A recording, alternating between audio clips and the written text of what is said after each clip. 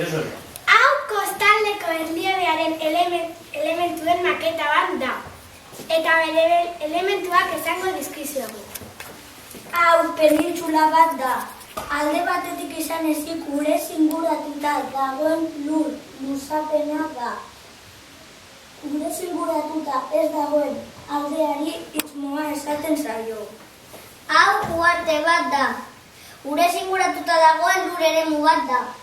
Hau uharte bat da eta uharteen multzo bat da. Hau hondartza bat da. Kostaldeko eremu lauak dira eta hondarrez edo harriz osatuta daude. Hauze badi bat da. Itsasoa kostaldean sortzen dituen zaharguneak dira eta bi lurmuturren artean egoten dira. Handiak badira golko esaten zaie. Hau lurmuturra da. Itsasoan sartzen diren lur irtengunak dira. Hauek gretak dira. Ibaiaren bukaeran sedimentuak betatzearen ondorioz sortzen diren triangelo itxurako lur eremuak dira. Marroi hau itsaslagarra da.